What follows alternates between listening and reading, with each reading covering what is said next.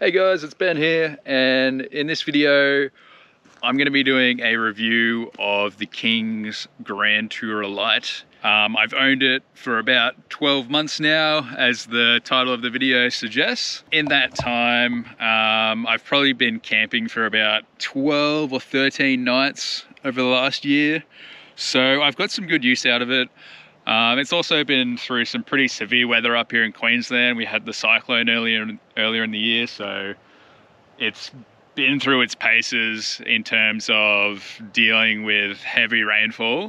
So I guess the idea of this video is just kind of to give you a bit of a rundown of this specific rooftop tent, and hopefully inform you if it's the right choice for you.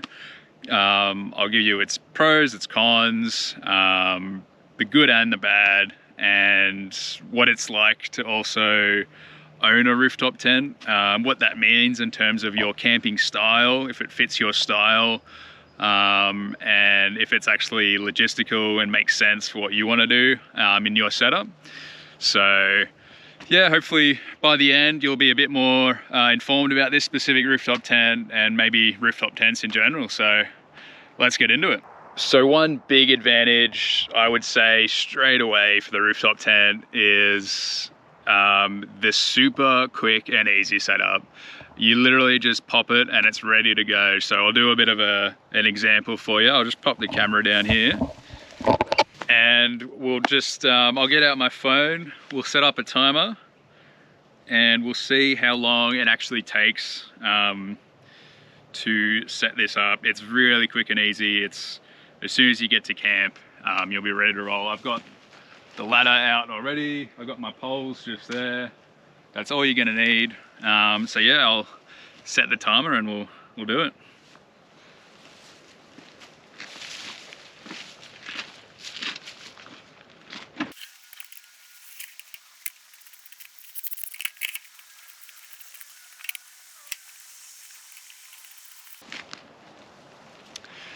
And boom, that's it.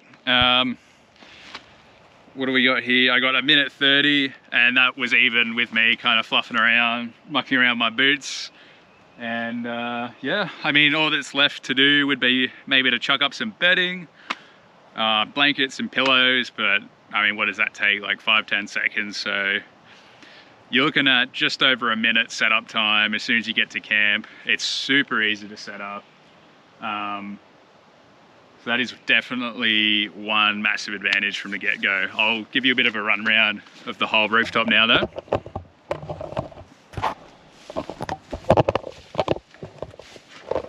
So it's got this railing along the side here, where you can install the mounts for the awning poles on the rooftop.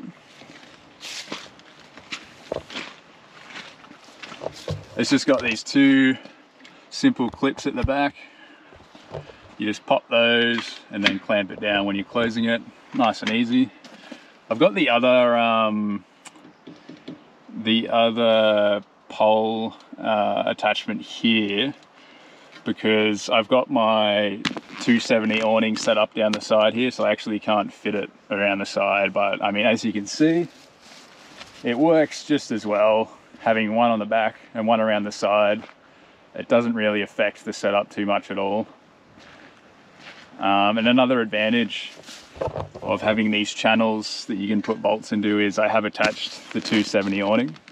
I'm not sure exactly what it's rated to, so I've probably gone a little bit overboard and installed 1, 2, 3, 4, 5 brackets to attach the 272, because it is a freestanding awning. There's a bit of weight to it. Better safe than sorry. It's probably a bit overkill, but I'd rather it be overkill than underkill, that's for sure. If we come back around the other side here, we just got the ladder attachments installed in those channels again as well. The ladder just hooks in and out of there, nice and easy like. And these channels are super versatile. You can attach anything you want to the side here. I'm planning on attaching a shower awning on this side. So it's really versatile, which is super handy as well. So you don't have to worry about not been able to use an awning or be able to still attach an awning to the roof, it can just go straight onto the side of the rooftop. But I think it's time to head up the stairs. I'll take the boots off. Don't want to get it muddy up there.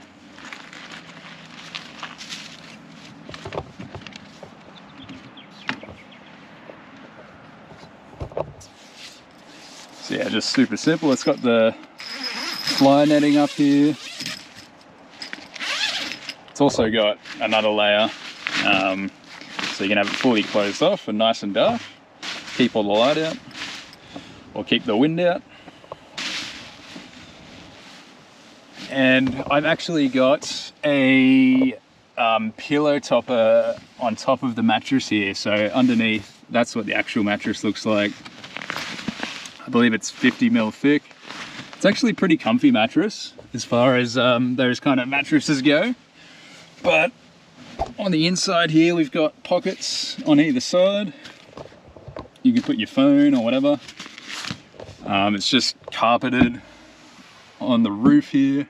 No attachments or anything, but I'm guessing if you wanted to, you could put some more like pockets or storage up here, or even like a little holder for like an iPad if you want to watch like a movie or something late at night or during the day. You got a window on the other side, and then obviously another big window on the back here. And I'll just open that up for you.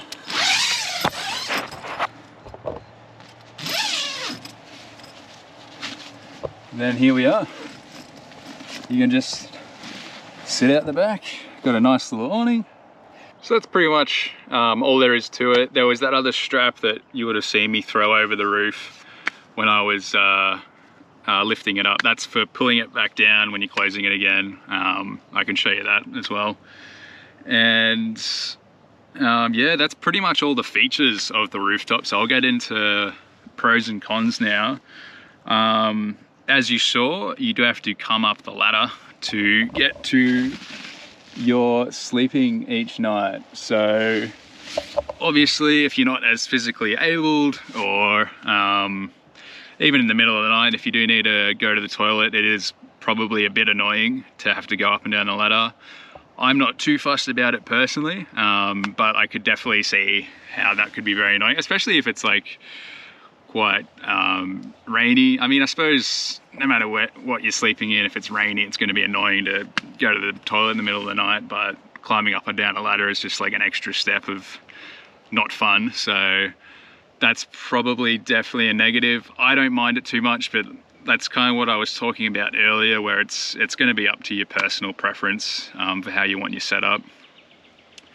While we're on the cons, another con is if you've got a campsite set up and you want to go out exploring for the day, obviously you're going to have to pack it up each time.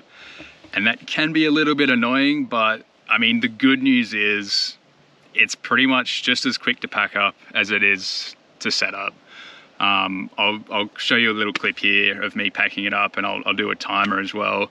It's a little bit fiddly. I would say that the only annoying thing with packing it up is that when you pull it down, the fabric tends to spool out the sides, and you kind of got to go around and like push it all in, so it's not affecting the seals or anything, and you're not clamping it down on any of the canvas. But apart from that, it's really easy pack up. And I'm sure if I put some kind of bungee cord across the middle here, I could make that a bit easier to pull the fabric in.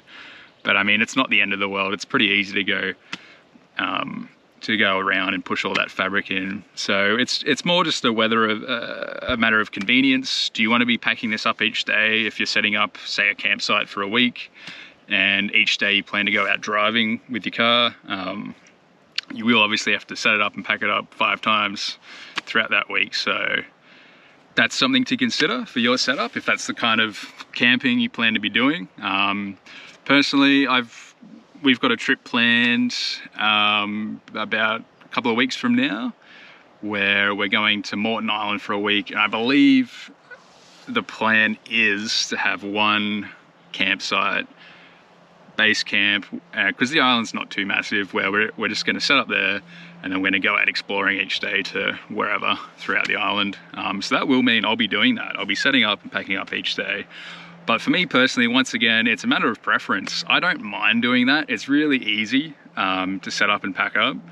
Like I said, it takes, you know, a couple of minutes tops to pack up. It's not that difficult.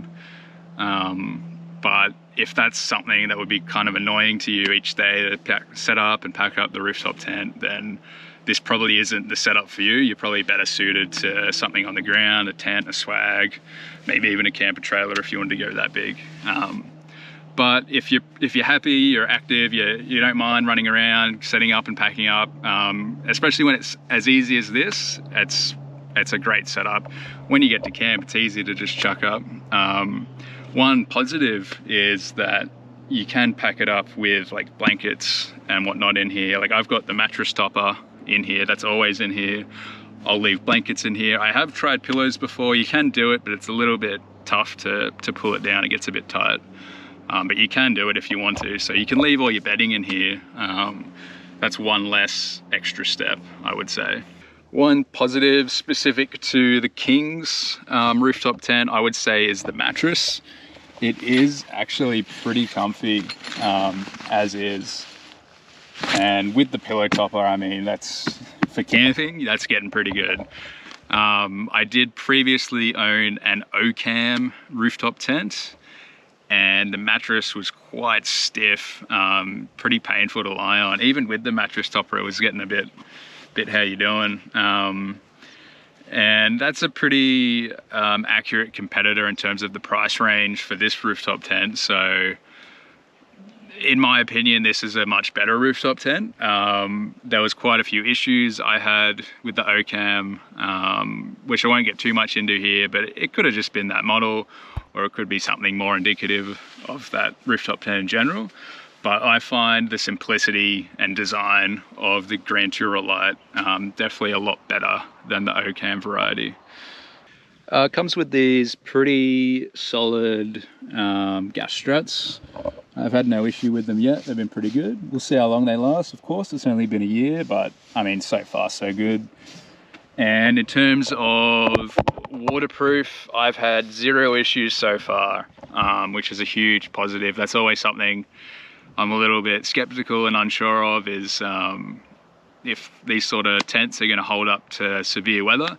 And there has been some severe weather that this rooftop's had to live through. We had Cyclone Alfred earlier in the year, and we've had plenty of other storms where this car has just been parked in an open driveway, completely out in the elements.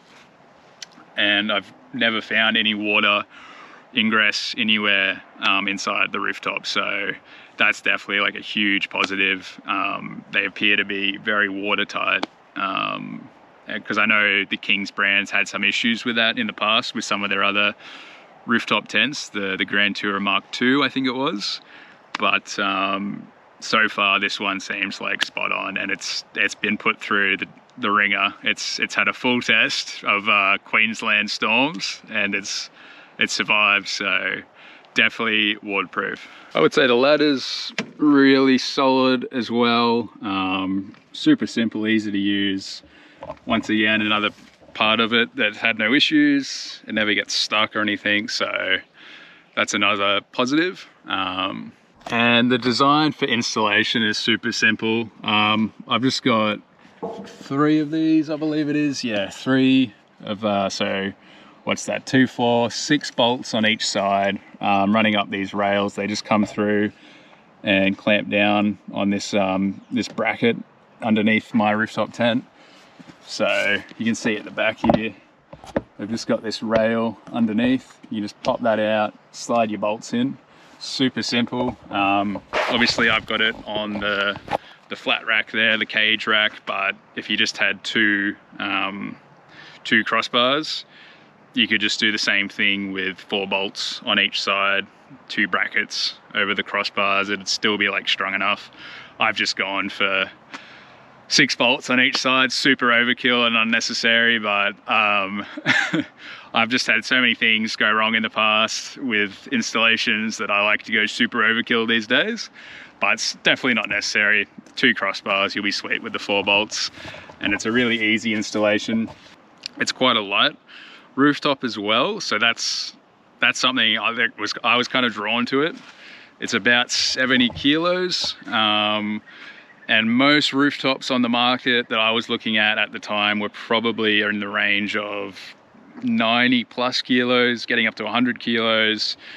And when you're trying to factor in your GVM, your roof capacity, you know, these things start adding up quickly. So it's definitely something to factor in when you're looking at rooftop tents on the market. One other little downside that I've only noticed recently, probably in the last couple of months, is there's this interesting little pocket up here on the side with a zipper. I'm not 100% sure what that's for entirely. But basically when you're closing the rooftop, when you pull it down, everything, all the fabric kind of gets pushed out the side, and you got to, when I was telling you about how you had to run around and push it all back in underneath, what I've discovered is this little clip is kind of getting pushed out and scraping, as you can see here. It's taken away a bit of the paint, and that's happened on both sides, so that's kind of annoying. That could rust over time. I'll probably have to cover that up. I could probably cover this up with I don't know, some rubber or something soft so that doesn't happen. It's a bit of a weird design choice. I'm not sure what it's for, and it creates a bit of damage when you close it. Nothing major, but I mean, over time that could rust and lead to something more severe. So that's just one little con that I have found in the design. So all in all, I definitely think this is a really good rooftop tent. Having used it for a year now, that's a pretty good amount of usage time. Yeah, I've only done about 12, 13 nights in it, but I mean, I've been in all sorts of conditions. I've been beach camping, in the bush, in the cold, in the hot. So I've kind of seen all aspects of it, and it's been through tough weather conditions. So I can say it's good quality, with the experience that it's had over the past year. So I would definitely recommend this one in that sort of low price range, sort of budget, hardtop rooftop tents that are out there. I'd say, from my experience, this one definitely stacks up and is worth the purchase, because I've seen it advertised for $1,400 on some big sales they have down there at Supercenter. So yeah, I definitely recommend it. And it's been in windy conditions as well when set up. So it's been in rainy and windy during setup as well. No issues with the awning. The awning survived, really strong winds, and no issues with water getting in as well. So all in all, if you're thinking about getting a hard top rooftop tent and you're worried about the price a bit, you got a bit of a budget, and you also want to keep the weight down, you want a bit of a lighter version, I would definitely recommend the Kings. It's probably one of the better ones out there. Obviously I haven't tested the other ones, but I can definitely say my experience with this one's been very good, if it suits your style of camping. So yeah, thanks for watching guys, and we'll see you in the next one.